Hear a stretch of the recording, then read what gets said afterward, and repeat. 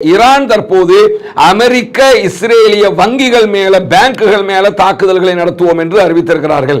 அந்த அடிப்படையில் ஈரான் இன்றைக்கு வெளியிட்டிருக்கக்கூடிய ஈரானுடைய அதிபர் நேற்று இரவு வெளியிட்டிருக்கக்கூடிய செய்தியில் என்ன சொல்றாருன்னா, ஒரு 3 நிபந்தனைகளுக்கு ஒப்புக்கொண்டால் நாங்க சமாதானத்துக்கு வர்றதுக்கு தயாருங்கிறார். அதுல முதலாவது நிபந்தனை,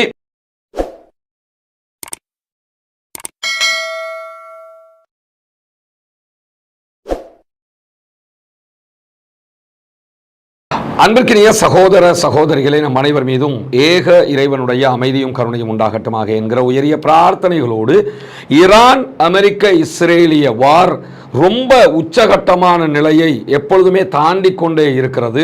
தொடர்ச்சியாக ஈரான் மேல இஸ்ரேலிய அமெரிக்க தாக்குதல்கள் நடத்தப்படுகிற அதே நேரம் ஈரானும் இஸ்ரேல் மேலையும் அமெரிக்காவினுடைய அரபு நாடுகளில் இருக்கக்கூடிய தளங்கள், இராணுவ தளங்கள் மீதும் தாக்குதல்களை நடத்துகிற அதே நேரம் தற்போது தாறுமாறாக ஹொர்முஸ் நீர்நிலை பகுதிகளிலையும் தாக்குதல்களை நடத்த ஆரம்பித்திருக்கிறார்கள். எனவே ஈரானுடைய தாக்குதல்கள் தற்போது உச்சம் தொட்டு வருகிறது. உலகளாவிய அளவில் பெட்ரோலுடைய விலை அதிகரித்துக் கொண்டே இருக்கிறது. இந்த யுத்தம் ஆரம்பிக்கிறதுக்கு முன்னாடி ஒரு பீப்பாய் பெட்ரோலுடைய விலை $60 இருந்த நிலையில இன்றைய நாள் அமெரிக்காவில் ஒரு பீப்பாய் பெட்ரோலுடைய விலை $100 எட்டி இருக்கிறது.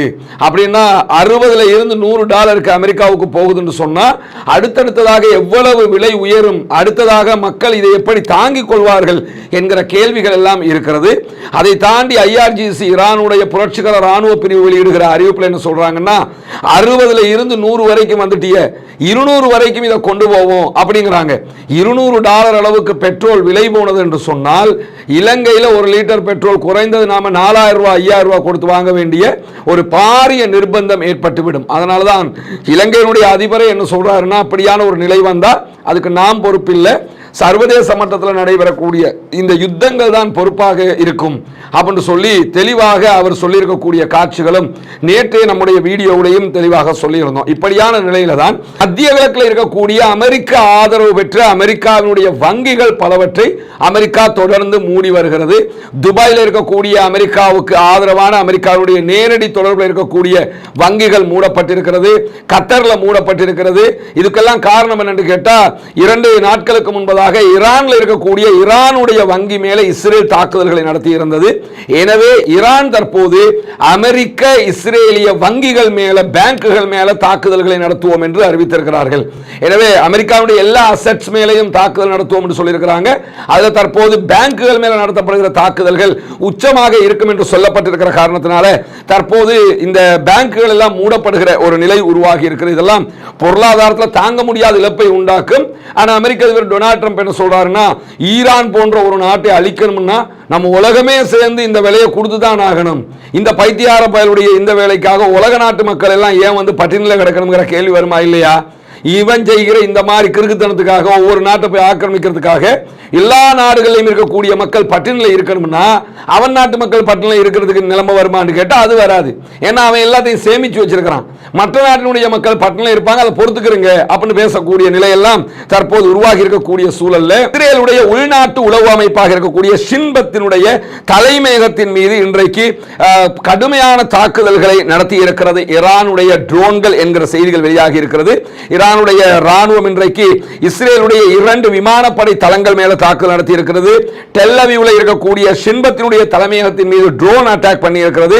இந்த தாக்குதல்களை தாண்டி மத்திய தரை கடலோரத்தில் இருக்கக்கூடிய இஸ்ரேலுடைய யாவ்னே என்கிற நகரத்தின் மேற்கு பகுதியில் இருக்கக்கூடிய பால்மேச்சும் என்கிற விமானப்படை தளத்தின் மீதும் தாக்குதல்களை நடத்தி இருக்கிறது ஈரானுடைய IRGC என்கிற செய்திகள் வெளியாகி இருக்கு. ஒரு விஷயத்தை நீங்க புரிஞ்சுக்கிறீங்க, ஈரான் மேல கடும் தாக்குதல்களை அமெரிக்கா இஸ்ரேல் நடத்துகிறது என்கிறத யாருமே இங்க மறுக்கல. ஆனால் அதைவிட பலத்த அழிவு இஸ்ரேலுக்குள் ஏற்பட்டிருக்கிறது என்கிற செய்திகள் தொடர்ந்து வெளியாகி கொண்டிருக்கிறது.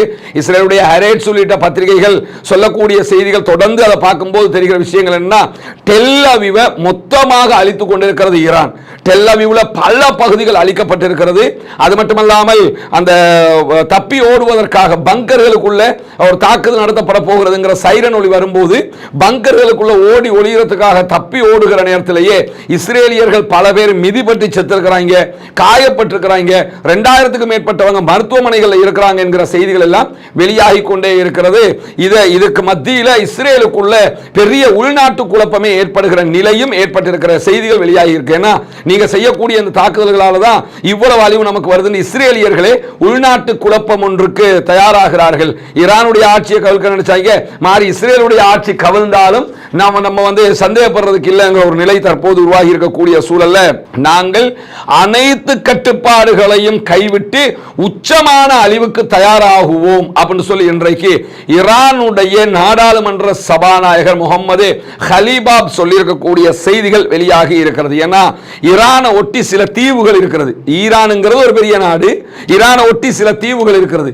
இந்த தீவுகளை கைப்பற்றுவதற்கு நாங்கள் தயாராகிறோம் என்று சொல்லி அமெரிக்காவும் இஸ்ரேலும் சொல்லியிருந்த நிலையில தான் இந்த தீவுகளை கைப்பற்றுவதற்கான உங்களுடைய முயற்சியை நீங்க எடுத்தீங்கன்னு சொன்னா கண்டிப்பாக கட்டுப்பாடற்ற பதிலடியை அது தூண்டிவிடும். நாங்க இப்போ ஒரு கட்டுப்பாட்டோடு தான் பதிலடி கொடுத்துக்கிட்டு இருக்கிறோம்.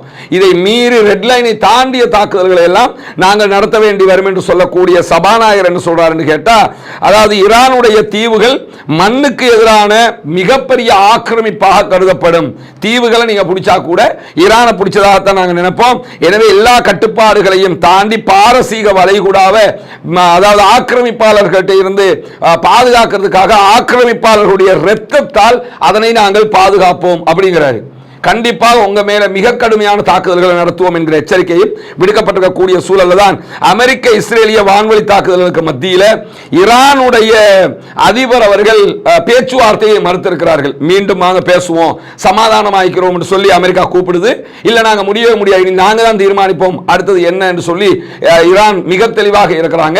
அந்த அடிப்படையில் ஈரான் இன்றைக்கு வெளியிட்டிருக்கக்கூடிய ஈரானுடைய அதிபர் நேற்று இரவு வெளியிட்டிருக்கக்கூடிய செய்தியில் என்ன சொல்றாருன்னா, ஒரு 3 நிபந்தனைகளுக்கு ஒப்புக்கொண்டால் நாங்க சமாதானத்துக்கு வர்றதுக்கு தயாருங்கிறார். அதுல முதலாவது நிபந்தனை, ஈரானுடைய சட்டபூர்வ உரிமைகளை அமெரிக்கா அங்கீகரிக்க வேண்டும். எங்க உரிமைகளை நீ தலையிடக்கூடாது. எல்லா நாட்டுக்கு உரிமை இருக்கிற மாதிரி எங்களுக்கு உரிமை இருக்கு. ஈவன் நியூக்ளியரை தயாரிக்கிறது எங்க உரிமை, பிறப்புரிமை என்கிறது ஈரான். எனவே எங்க உரிமைகளை நீ தலையிடக்கூடாது, அதுக்கு நீ ஒப்புக்கொள்ளணும்.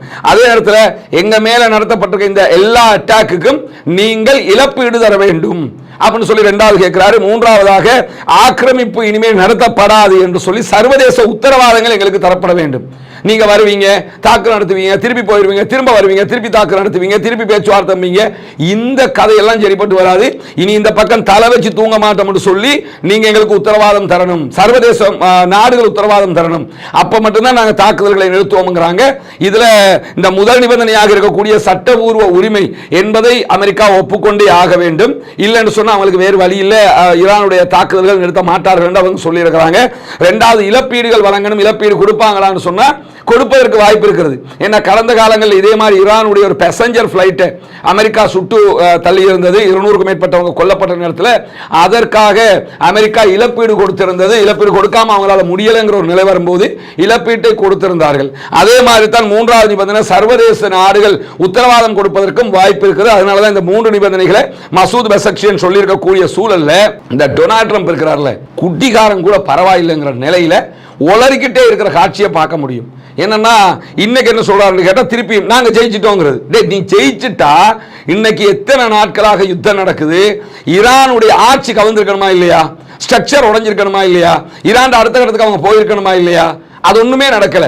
80% அவர்களுடைய ஏவுகணைகளை அழிச்சிட்டோம்ங்கிறான்.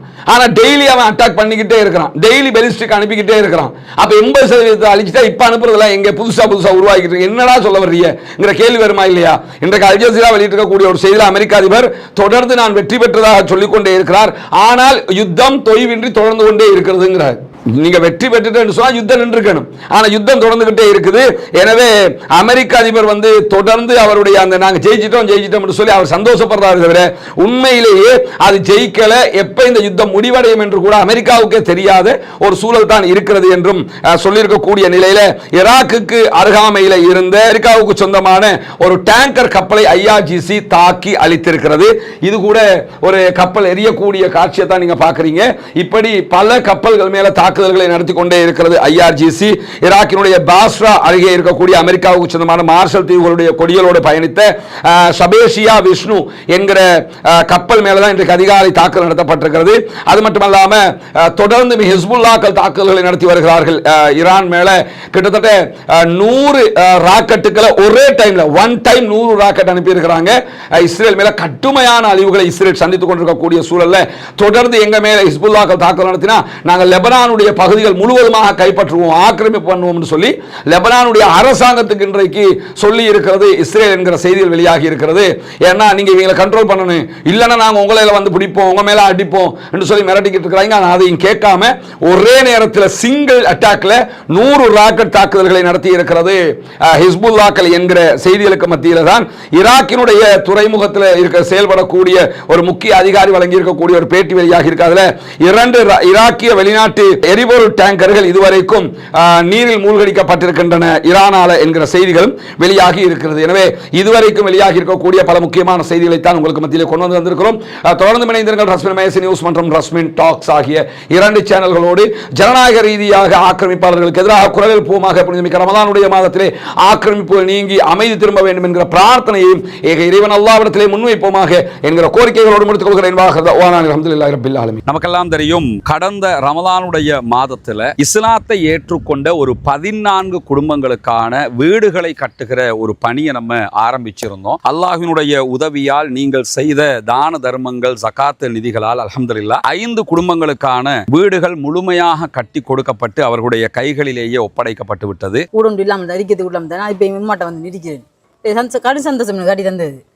இது உங்களோட வீடு, இனி பௌமி வேலை நடக்குதாண்டெல்லாம் பார்க்க வர மாட்டார், வேலையெல்லாம் முடிச்சுட்டோம் நாங்க. சரிதானே? உங்களுக்கு எப்படிமா சந்தோஷமா? நிறைய பேருக்கு உதவி செஞ்சிருக்காங்க, அவங்களுக்கு என்ன சொல்ல நினைக்கிறீங்க? துவா செய்யுங்க. சரியா? தொழுகை நோன்பு அதுகளை எல்லாம் ரொம்ப கடைப்பிடிச்சு கொள்ளணும். மார்க்க விஷயங்கள் தானே. அல்லாட்ட நம்ம உலகத்துக்கு எங்களால் முடிஞ்சதை நாங்கள் செஞ்சிட்டோம், மறுமைக்கு நீங்கள் தான் தேடிக்கொள்ளணும். சரிதானே? இந்த வீடு கட்டி முடிஞ்சதோட நாங்கள் வர்றோம். அவங்களோட மனைவி வந்துட்டாங்க வீட்டுக்கு. கேட்கும்போது என்ன சொன்னாருண்டா, நான் இதுக்கு தான் நினைப்பேன், அந்த வீடு நீங்கள் கட்டி தந்துட்டீங்க, எனவே நாங்கள் இனி சந்தோஷமாக இருப்போம். என் பிள்ளைகள் இப்போ நிம்மதியாக பழக்கக்கூடிய அளவுக்கு நிம்மதியாரி அல்லாஹ் அவங்களோட எண்ணங்களை பேசாக்குவான் இன்ஷா அல்லாஹ். ரொம்ப மகிழ்ச்சியான தருணங்களாக அந்த தருணங்கள் இருந்தது. காரணம் என்னன்னா, இஸ்லாத்தை புனிதமிக்க வாழ்க்கை நெறியாக அவர்கள் ஏற்றுக்கொண்டிருக்கிறார்கள். ஏற்றுக்கொண்டவர்களுக்கு ஒரு வாய்ப்பாக அவர்களுடைய வறுமை நிலையை போக்கும் விதமாக இந்த சந்தர்ப்பம் அமைந்திருந்தது. அந்த அடிப்படையில் மீதமுள்ள 9 குடும்பங்களுக்கான வீடுகளை கட்ட வேண்டிய தேவை நமக்கு இருக்கிறது. நம்ம ஒட்டுமொத்தமாக கோடிக்கணக்கில் காசை கொண்டு வந்து வச்சு இந்த பணிகளை பண்றது இல்லைங்கிறது உங்களுக்கு தெரியும். நம்முடைய வீடியோவை பார்க்கக்கூடிய மக்களுக்கு கன்வே பண்றோம். அந்த மக்கள் தரக்கூடிய பொருளாதாரத்தை கொண்டுதான் இந்த வேலைகளை நம்ம செஞ்சுக்கிட்டு இருக்கிறோம். குறிப்பாக இந்த பணிகளுக்காக 100 ரூபாய் 200 ரூபாய் 500 ரூபாய் 1000 ரூபாய் என்று சின்ன சின்ன தொகைகளை கூட தந்து உதவிய பெருமனது கொண்ட சகோதர சகோதரிகளை நம்ம பார்த்திருக்கிறோம். அதே மாதிரி லட்சங்களில் உதவி செய்த சகோதர சகோதரிகளையும் பார்த்திருக்கிறோம். ஒவ்வொருத்தருக்கு எவ்வளவு முடியுமோ அந்த அடிப்படையில் நமக்கு அதை தந்து உதவி இருக்கிறார்கள். அதன் அடிப்படையில் தான் 5 வீடுகள் கம்ப்ளீட்டடாக நம்ம கட்டி கொடுத்திருக்கிறோம் அல்ஹம்துலில்லாஹ். இப்போது நம்ம இருக்கக்கூடிய இந்த பகுதிகளில் 4 வீடுகள் கட்டுவதற்குரிய ஏற்பாடு நடந்து கொண்டிருக்கிறது. 2 வீடுகளுக்கான அத்திவாரம் போட்டிருக்கிறோம். இந்த அத்திவாரம் தித்வா புயல் வர்றதுக்கு முன்னாடி போட்டது. புயல் வந்ததோடு அந்த புயல் பணிகள் அந்த வேலைகளால் நமக்கு இதெல்லாம் நிறுத்தி இருந்தோம். அதனால தான் நம்ம விளம்பரங்களும் அது தொடர்பாக எங்கேயுமே போடலை. தற்போது புனிதமிக்க ரமலானுடைய மாதத்தை அடைந்திருக்கிறோம். நபிகள் நாயகம் ஸல்லல்லாஹு அலைஹி வஸல்லம் அவர்கள் காற்றை விட வேகமாக ரமலானிலே தர்மங்களை செய்வார்கள், தான தர்மங்களை அள்ளி கொடுப்பார்கள் என்கிற நபிமொழிகளை சஹீஹுல் புகாரி முஸ்லிம் உள்ளிட்ட நபிமொழி கிரந்தங்களில் நம்ம பார்க்குறோம். ஏன்னா அவ்வளவு அதிகமாக ரசூலுல்லாஹ் தான தர்மங்களை செய்து கிடைக்கிறதையெல்லாம் கொடுத்து நன்மைகளை சேகரித்துக் கொள்வார்கள். அதே நேரத்தில் அல்லாஹு தஆலா திருமறை குர்ஆனில் ஜகாத்து பெறுகிற கூட்டத்தினரை பற்றி 8 கூட்டத்தினருக்கு நீங்கள் ஜகாத்து வழங்க முடியும் என்று சொல்லும்போது அதிலே ஒரு கூட்டத்தினராக முஅல்லஃபத்துல் குலூப், இஸ்லாத்தின் பால் உள்ளங்கள் ஈர்க்கப்படுகிறவர்கள் என்கிற ஒரு பிரிவினரையும் நமக்கு காட்டி தருகிறான். எனவே இஸ்லாத்தை ஏற்றுக்கொள்ளுகிற சகோதரர்களுக்காக ஜகாத்து நிதிகளை கொடுக்க வேண்டியது கடமையாக இருக்கிறது. ரமலானுடைய காலத்திலே ஜகாத்துகளை கணக்கு பார்த்து ஏழை எளிய மக்களுக்கு கொடுக்குகிற சகோதரர்கள் இந்த பணிக்காகவும் ஒரு போர்ஷனை ஒதுக்குங்க. உங்களால் முடிஞ்ச ஒரு தொகையை முன்னால் தெரிகிற நம்முடைய ஹியூமனிஸ்ட் பீப்புள் ஆர்கனைசேஷன் என்கிற ஆர்கனைசேஷன் அக்கௌண்ட்டுக்கு நீங்கள் வைப்பிலிட முடியும். அதே நேரத்தில் வெளிநாடுகளில் இருக்கக்கூடிய சகோதரர்கள் இந்த குறித்த அக்கௌண்ட்டுக்கு வைப்பிலிட முடியாது என்று சொல்லுகிற போது அதில் முன்னாடி தெரிகிற என்னுடைய வாட்ஸ்அப் நம்பருக்கு நீங்கள் தொடர்பு கொள்ள முடியும். உங்களுக்கு எப்படி நீங்கள் பணம் அனுப்பணும் என்கிற வழிமுறைகளை நம்ம லீகலாக சொல்லித் தருவதற்கு கடமைப்பட்டிருக்கிறோம். எனவே நாமே ஆரம்பித்த பணி நாமே முடிக்க வேண்டும் என்கிற அடிப்படையில் நம்ம அத்தனை பேரும் சேர்ந்து 1000 ரூபா 2000 ரூபா லட்சங்கள் என்று எது நம்மளால் முடியுமோ அதை போட்டு இன்னும் ஒரு 9 வீடுகள் கட்டி முடிக்க வேண்டி இருக்கிறது. இந்த பணியில் அத்தனை பேரும் இணைந்து கொள்ளுங்கள். உங்களுடைய ஜகாத்து தான தர்மங்களை ரமலானுடைய காலத்திலே இதற்காக வழங்குங்கள். வாரி வழங்குகிற போது நாளை மறுமையிலே அல்லாஹு தஆலா உயர்தரமான ஜன்னத்துல் ஃபிர்தௌஸிலே உங்களுக்கான அழகான ஒரு வீட்டை தருவதற்கு காத்து கொண்டிருக்கிறான். ஏழை எளிய மக்களுக்காக உழைப்போம், அவர்களுக்காக கொடுப்போம். நாளை மறுமையில் நிரப்பமான கூலிகளை பெற்றுக்கொள்வோம். எனவே இதற்காக உதவி செய்யுங்கள் என்கிற பணிவான கோரிக்கையோடு முடித்துக் கொள்கிறேன்.